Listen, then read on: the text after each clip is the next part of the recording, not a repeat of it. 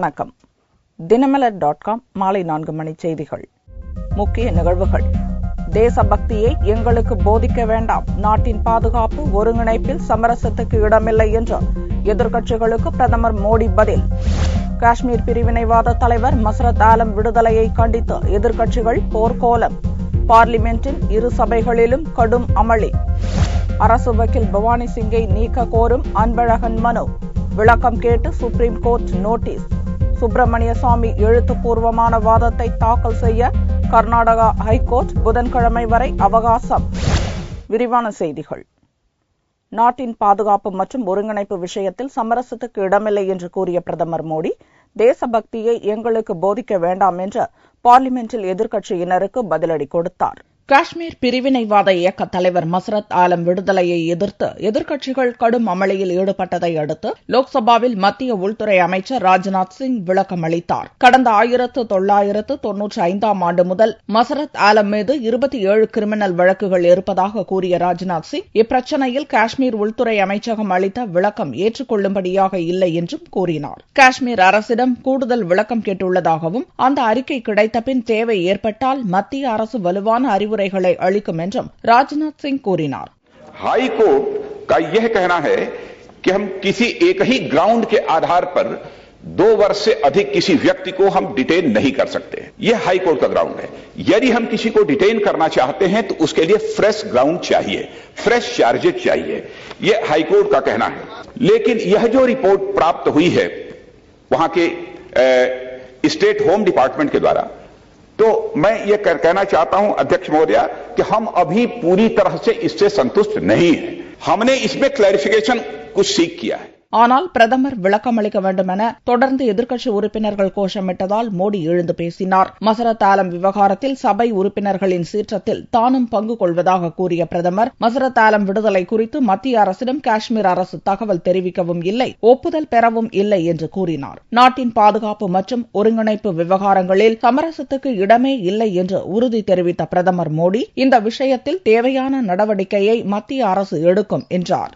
நாட்டின் பாதுகாப்பு விவகாரத்தில் முக்கிய கட்சிகளிடையே ஒருமித்த கருத்தில்லை என்ற தவறான செய்தி மக்களுக்கு சென்றுவிடக் கூடாது என்பதால் அனைத்து கட்சி உறுப்பினர்களும் அமைதி காக்க வேண்டும் என்று பிரதமர் வேண்டுகோள் விடுத்தார். அதன் பிறகும் எதிர்க்கட்சி உறுப்பினர்கள் தொடர்ந்து பாரதிய ஜனதாவுக்கு எதிராக கோஷமிட்டதால் எங்களுக்கு தேசபக்தியை பற்றி எதிர்க்கட்சிகள் சொல்லித்தர வேண்டியதில்லை என்று கூறினார் மோடி.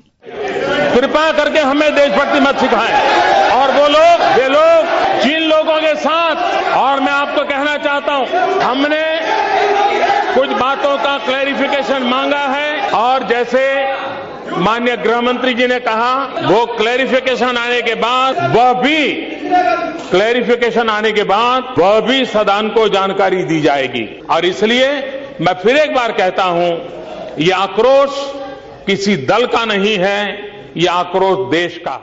அப்போது காங்கிரஸ் கட்சி தலைவர் மல்லிகார்ஜுன் கார்கே, மத்திய அரசுடன் கலந்தாலோசிக்காத காஷ்மீர் அரசுக்கு அளித்து வரும் ஆதரவை பாரதிய ஜனதா வாபஸ் பெற வேண்டும் என்றார். அப்போது குறுக்கிட்ட பார்லிமெண்டரி அமைச்சர் வெங்கையா நாயுடு, நாட்டின் பாதுகாப்பு விஷயத்தில் அரசியல் செய்ய வேண்டாம் என்றார். பிரதமரின் பதிலில் திருப்தி இல்லை என்று கூறி காங்கிரஸ், திரிணாமுல் காங்கிரஸ் உள்ளிட்ட சில எதிர்க்கட்சிகள் வெளிநடப்பு செய்தன. பிரிவினைவாத இயக்க தலைவர் மசரத் ஆலம் விடுவிக்கப்பட்டதை கண்டித்து பார்லிமென்டில் எதிர்க்கட்சிகள் கடும் அமளியில் ஈடுபட்டதால் இரு சபைகளும் ஒத்திவைக்கப்பட்டன. காஷ்மீரில் 2010 ஆண்டில் 100 பேர் சாவுக்கு காரணமான கலவரத்தை தூண்டிவிட்டதாக கைதான பிரிவினைவாத இயக்க தலைவர் மசரத் ஆலமை கடந்த சனியன்று காஷ்மீர் அரசு விடுவித்தது. இந்த பிரச்சினையை பார்லிமென்டின் இரு சபைகளிலும் காங்கிரஸ் உள்ளிட்ட ஒட்டுமொத்த எதிர்க்கட்சிகளும் எழுப்பின. காஷ்மீரில் மக்கள் ஜனநாயக கட்சி, பாரதிய ஜனதா கூட்டணி ஆட்சி நடப்பதால் மசரத் ஆலம் விடுதலை குறித்து பிரதமர் மோடி விளக்கம் அளிக்க வேண்டும் என எதிர்க்கட்சிகள் வலியுறுத்தின. அப்போது குறுக்கிட்ட நிதியமைச்சர் அருண் ஜேட்லி, காஷ்மீர் அரசிடம் மத்திய அரசு அறிக்கை கேட்டுள்ளதாகவும் இப்பிரச்சனையில் உள்துறை அமைச்சர் ராஜ்நாத் சிங் விளக்கம் அளிப்பார் என்றும் கூறினார். स्पष्ट कर दूं कि जहां तक हमारी सरकार का सवाल है और हमारी पार्टी का भी सवाल है, राष्ट्रीय सुरक्षा के विषय के साथ कभी भी हम लोग समझौता नहीं करेंगे.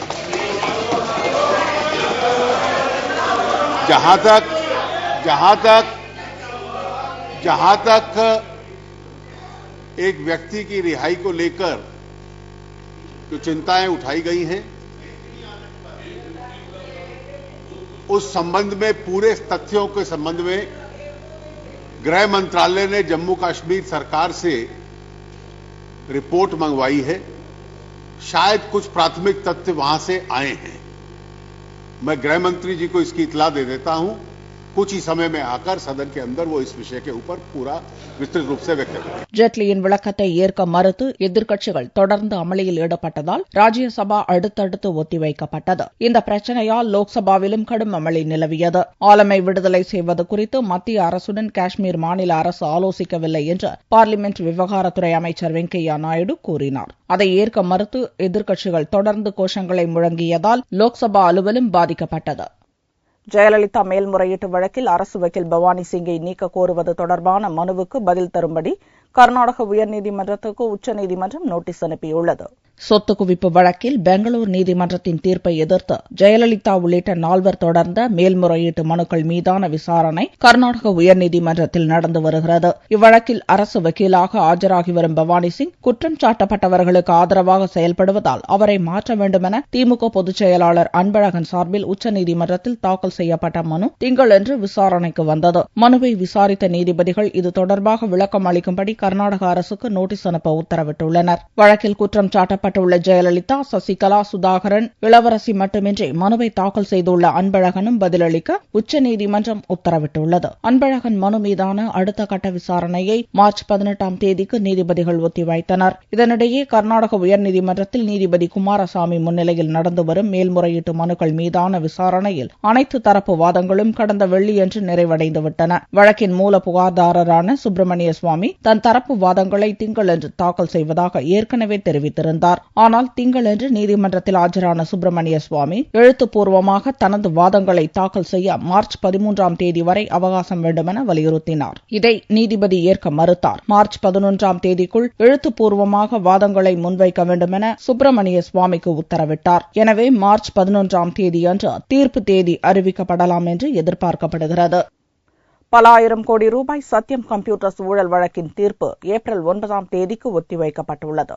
ஹைதராபாத்தை தலைமையிடமாக கொண்டு இயங்கிய சத்யம் கம்ப்யூட்டர் சர்வீசஸ் லிமிடெட் சாப்ட்வேர் கம்பெனியில் நடந்த மிகப்பெரிய மோசடி கடந்த 2009ஆம் ஆண்டில் வெளிச்சத்துக்கு வந்தது. இந்நிறுவன கணக்கு வழக்குகளில் 7000 கோடி ரூபாய் அளவுக்கு முறைகேடுகளில் ஈடுபட்டதாக சத்யம் நிறுவனரான பி. ராமலிங்கராஜு உடனடியாக கைது செய்யப்பட்டார். இவ்வழக்கை விசாரித்த சிபிஐ 14,000 கோடி ரூபாய்க்கு அதிகமாக முறைகேடு நடந்திருப்பதை கண்டுபிடித்தது. ஹைதராபாத்தில் உள்ள சிபிஐ நீதிமன்றத்தில் கடந்த 6 ஆண்டுகளாக நடந்து வந்த இவ்வழக்கில் திங்களன்று தீர்ப்பு அளிக்கப்படும் என்று நீதிபதி சக்கரவர்த்தி அறிவித்திருந்தார். தீர்ப்பை கேட்பதற்காக ராமலிங்கராஜு, அவரது சகோதரர் ராமராஜு ஆகியோர் நீதிமன்றத்துக்கு வந்திருந்தனர். ஆனால் நீதிமன்றம் கூடியதும் இறுதி தீர்ப்பு ஏப்ரல் 9ஆம் தேதி ஒத்திவைக்கப்பட்டுள்ளதாக நீதிபதி சக்கரவர்த்தி அறிவித்தார். சத்யம் நிறுவனத்தின் பல்லாயிரம் ஊழியர்கள் மத்தியில் கடும் அதிர்ச்சியை ஏற்படுத்திய இவ்வழக்கில் ராமலிங்கராஜு உள்ளிட்ட 10 பேர் குற்றவாளிகளாக சேர்க்கப்பட்டுள்ளனர்.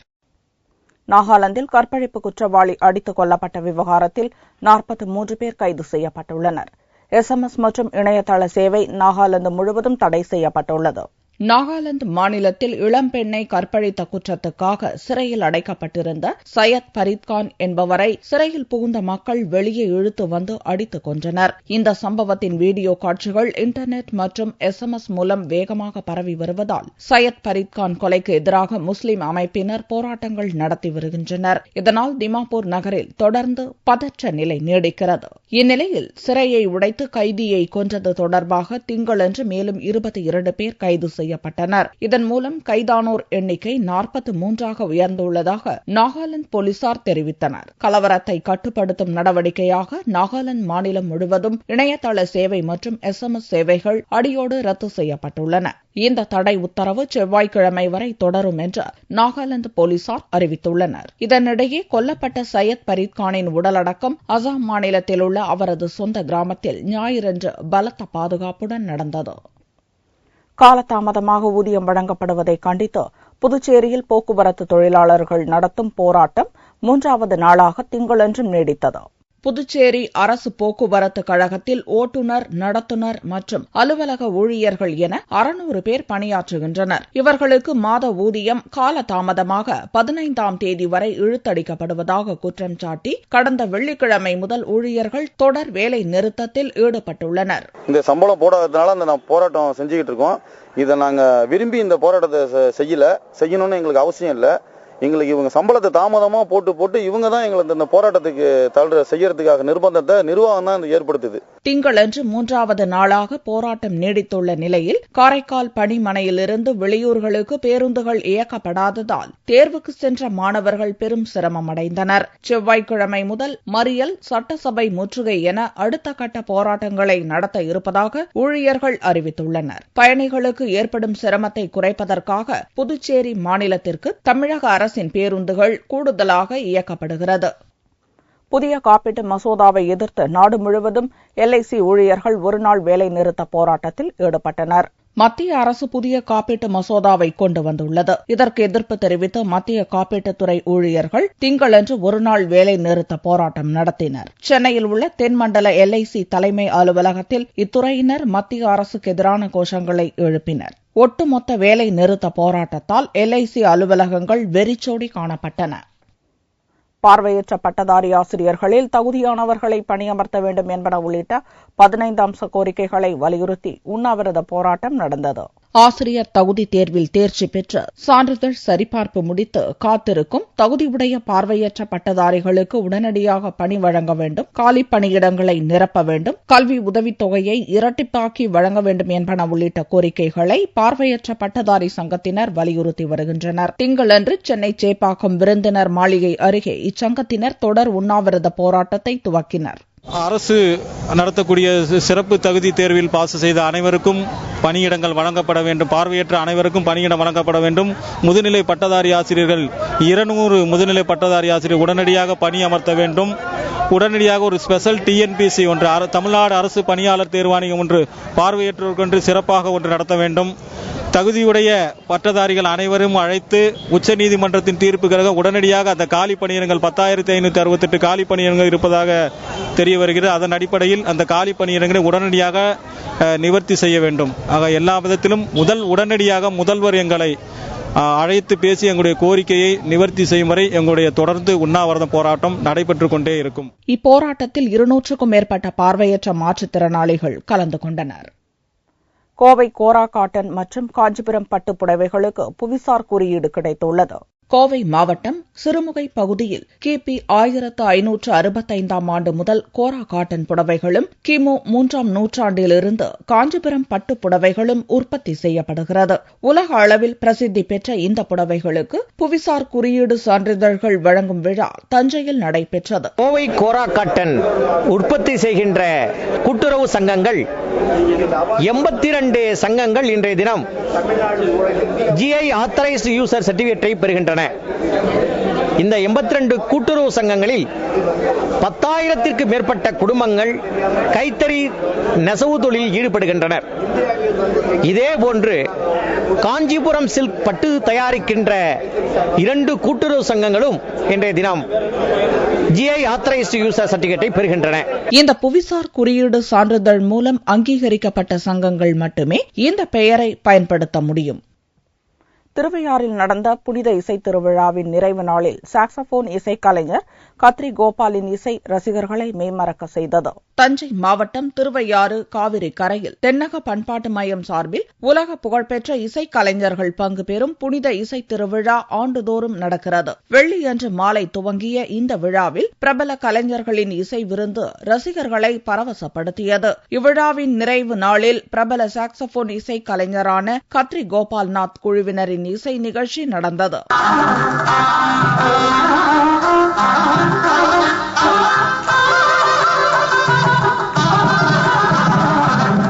எனக்கு இதில் பங்கெடுத்துக் கொள்வது ரொம்ப மிகவும் சந்தோஷம்.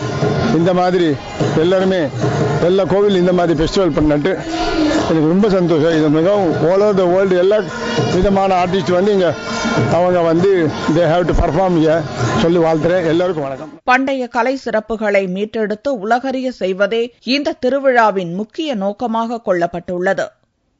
தங்கத்தின் விலை திங்கட்கிழமையன்று சவரனுக்கு 104 ரூபாய் குறைந்திருந்தது. ஒரு சவரன் தங்கம் 19,832 ரூபாய்க்கு விற்பனையானது. 1 கிராம் ஆபரண தங்கம் 2,479 ரூபாயாக இருந்தது. வெள்ளி கிராமுக்கு 40 காசுகள் குறைந்து 1 கிராம் 38 ரூபாய் 10 காசுகளுக்கு விற்கப்பட்டது. பார் வெள்ளியின் விலை 35,640 ரூபாயாக இருந்தது. திருவாரூர் மாவட்டம் வாசன் நகரில் பிரம்மாண்டமாக கட்டப்பட்டுள்ள ஸ்கந்த சாய்பாபா கோவில் கும்பாபிஷேகம் நடந்தது. திருவாரூர் மாவட்டம் வாசன் நகரில் 2000 சதுரடி பரப்பளவில் சாய்பாபா கோவில் கட்டும் பணி கடந்த 9 மாதங்களுக்கு முன்பு துவங்கியது. பக்தர்கள் தியானம் செய்வதற்காக 700 சதுர அடியில் தனியாக தியான மண்டபமும் அமைக்கப்பட்டது. தற்போது திருப்பணிகள் முழுமையாக நிறைவடைந்த நிலையில் ஞாயிறன்று மகா கும்பாபிஷேகம் நடத்தப்பட்டது. யாகசாலை பூஜையுடன் கும்பாபிஷேக திருவிழா துவங்கியது. புண்ணிய நதிகளிலிருந்து கொண்டுவரப்பட்ட புனித நீர் வேத மந்திரங்கள் முழங்க கோபுர கலசங்களுக்கு ஊற்றப்பட்டது. அப்போது பக்தர்கள் பக்தி கோஷங்களை எழுப்பி தரிசனம் செய்தனர். மீண்டும் செய்திகள் இந்திய நேரப்படி இரவு 8 மணிக்கு. வணக்கம்.